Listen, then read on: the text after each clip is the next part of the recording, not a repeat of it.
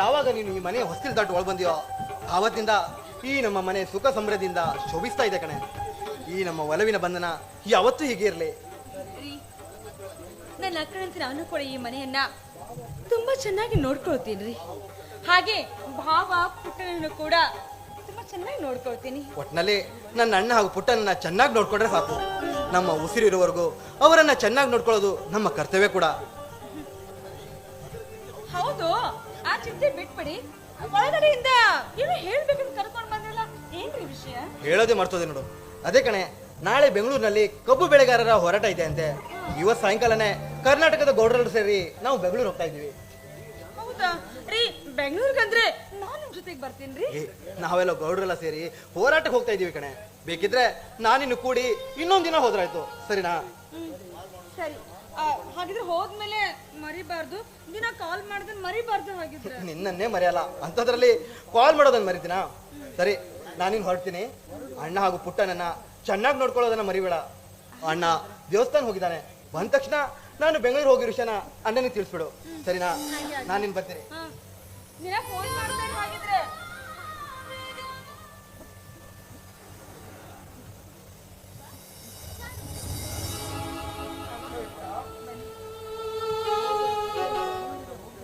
ತಮ್ಮ ಸತ್ಯರಾಜ್ ಬೆಂಗಳೂರಿಗೆ ಹೋಗ್ಬೇಕು ಅಂತ ಅಂದಿದ್ದ, ಹೋದ್ನೆ?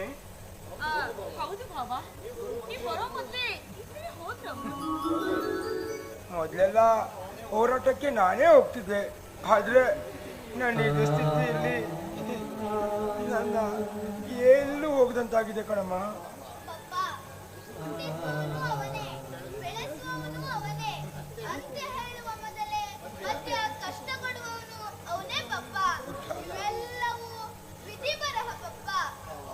ಭಾವ,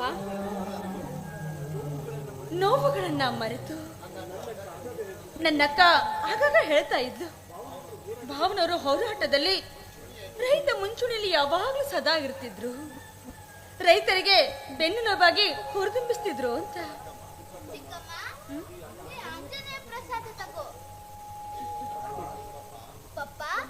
ಈ ಚಿಕ್ಕಮ್ಮ ಸೌಮ್ಯ ಸ್ವಭಾವದವಳು, ನನಗೆ ಯಾವುದ್ರಲ್ಲೂ ಕೊರತೆ ಮಾಡಿಲ್ಲ ಪಪ್ಪ.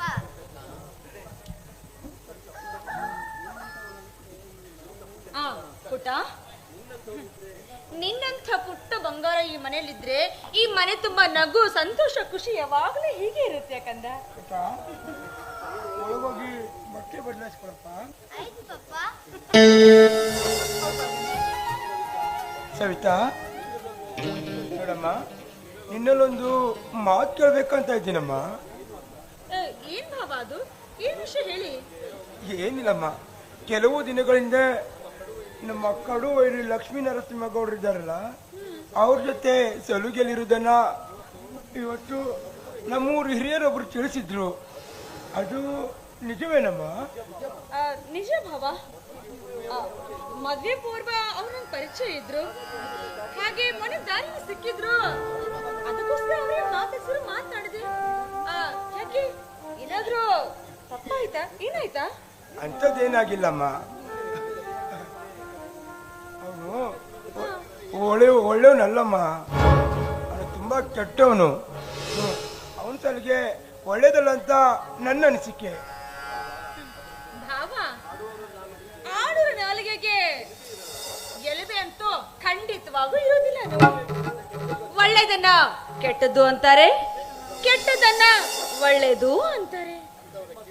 ಅಲ್ಲ, ಅಂತವ್ರು ಕೇಳೋ ಮಾತುಗಳಿಗೆ ಯಾವ ಅರ್ಥವಂತೂ ಸ್ವಲ್ಪ ಕೂಡ ಇರೋದಿಲ್ಲ ನೋಡಿ. ಆದ್ರೆ ನನ್ನ ದೃಷ್ಟಿಯಲ್ಲಿ ಲಕ್ಷ್ಮೀ ನರಸಿಂಹ ಗೌಡ್ರು ಪಾಪ ಒಳ್ಳೆಯ ತರನೇ ಕಾಣಿಸ್ತಾರೆ ಅಲ್ವಾ? ಅಲ್ಲ, ನನ್ನ ಮಾತು ಅನ್ನೋದು ತಪ್ಪಾಗಿದ್ರೆ ದಯವಿಟ್ಟು ಕ್ಷಮಿಸಿ. ಹಾಗಂತ ನಾನೇನು ಅಸಮರ್ಥನಲ್ಲಮ್ಮ. ಆದ್ರೂ ಅವನೊಬ್ಬ ಕ್ರಿಮಿ, ದುಷ್ಟ, ದುರಸ್ತಿನಿ ಅವನು. ಅವನಿಂದ ಅದೆಷ್ಟೋ ಮಾನವೀಯರ ಬಾಳು ಹಾಳಾಗೋಗಿದೆಯಮ್ಮ. ಅಂತ ಕ್ರಿಮಿ ಅವನು. ನೋಡಮ್ಮ, ನಾನು ಹೇಳೋದ್ರಲ್ಲಿ ಏನಾದ್ರೂ ತಪ್ಪಿದ್ರೆ ನನ್ನನ್ನ ದಯವಿಟ್ಟು ಕ್ಷಮಿಸಮ್ಮ. ಕ್ಷಮಿಸೋದಕ್ಕೆ ನಾನೇನೋ ಅಷ್ಟೊಂದು ದೊಡ್ಡವಳಲ್ಲ. ಹೋಗ್ಲಿ ಬಿಡಿ. ಸರಿ ಭಾವ, ನೋಡಿ ನನ್ ಗೆಳತಿಗೆ ನಾನು ಸಿಗ್ತೀನಿ ಅಂತ ಹೇಳಿದ್ದೆ, ಸಮಯ ಆಯ್ತು. ಸಿಕ್ಕೊಂಡು ನಾನು ಮತ್ತೆ ಬೇಗ ಬಂದ್ಬಿಡ್ತೀನಿ.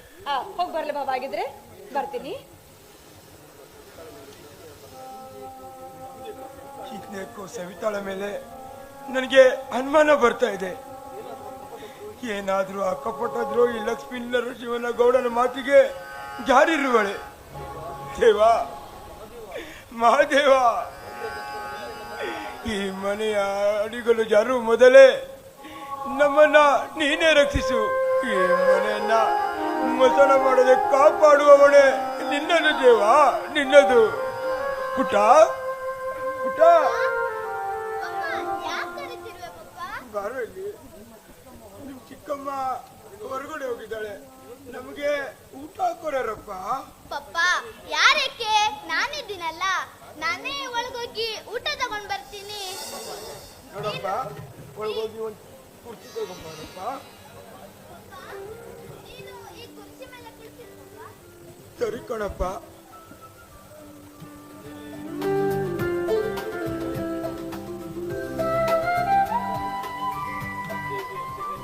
ದೇವಿ ಅಚ್ಚ ಕನ್ಯೆ, ಇತ್ತೀಚಿನ ದಿನಗಳಲ್ಲಿ ಈ ಮನೆಯಲ್ಲಿ ಏನು ನಡೀತಾ ಇದೆ ಅಂತಾನೆ ಒಂದು ಅರ್ಥ ಆಗ್ತಾ ಇಲ್ಲ. ಆದರೂ ನನ್ನ ತಮ್ಮ ಬೆಂಗಳೂರಿಗೆ ಹೋಗಿದ್ದಾನೆ. ದೇವಿ, ಈ ಮನೆಯ ಅಡಿಗಲ್ಲು ಜಾರುವ ಮೊದಲೇ ನನ್ನ ಸಹೋದರನಿಗೆ ನಿಜ ಸಂಗತಿ ತಿಳಿಸಲೇಬೇಕು. ಪಪ್ಪ, ಊಟ ಪಪ್ಪ ಯಾಕೆ ನಿಂತಿದ್ಯಾ? ಕುಳಿತುಕೋ ಪಪ್ಪ. ಸರಿ ಕಣಪ್ಪ.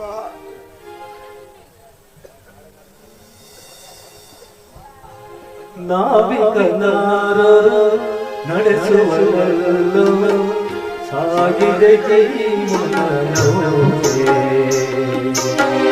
ನಾವಿಕನಾರರು ನಡೆಸುವಲ್ಲೋ ಸಾಗಿದೆ ಜೀವನನೋಕೆ. ಆಸೆಯ ಅಲೆಗಳ ಏರಿದಗಳು ಬಾಳಿನಗಳಿಗೆ ನಂಬಿಕೆ. ಬಾಳಿನಗಳಿಗೆ ನಂಬಿಕೆ. ನಾವಿಕನಾರ ನಡೆಸುವಲ್ಲೋ ಸಾಗಿದೆ ಜೀವನನೋಕೆ.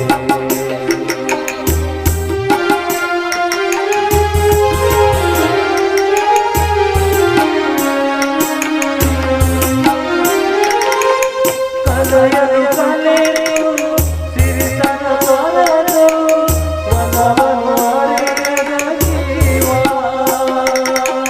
ಕಲೆಯಲು ಕಲೆಯು ಸಿರಿತನ ಬರಲು ಮನವರಿಯದ ಜೀವ.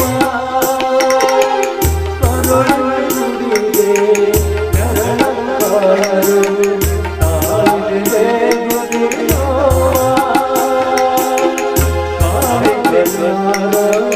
ನಡೆಸುವಲ್ಲೋ ಸಾಗಿದ ಜೀವನನೋಕೆ. ನಾವಿಕನಾರರು ನಡೆಸುವಲ್ಲೋ ಸಾಗಿದ ಜೀವನನೋಕೆ.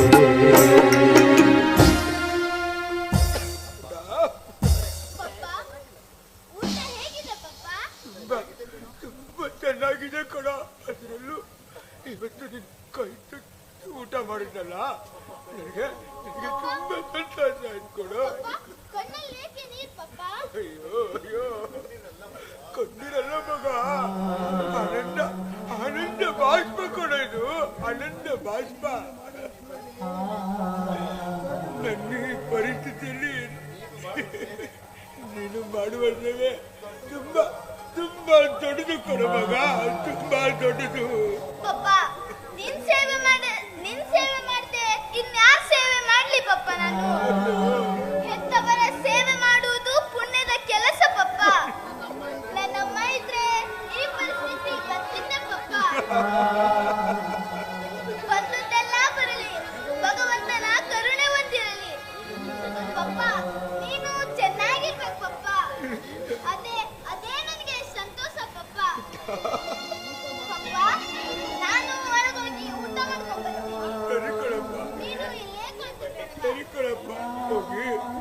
ಮಾಡಪ್ಪ.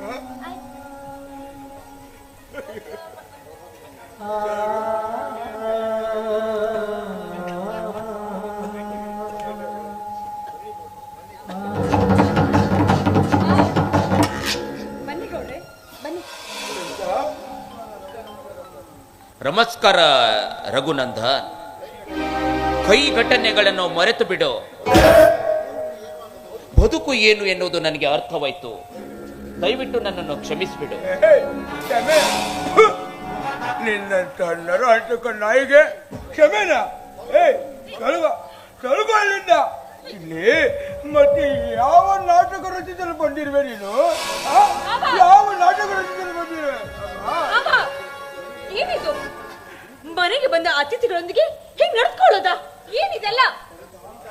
ಸವಿತಾ, ಇವನು ಅತಿಥಿ ಅಲ್ಲ, ಅಣ್ಣನ ಬದುಕನ್ನ ಧರ್ಮ ಮಾಡೋ ಅದಮ್ಮ ಇವನು.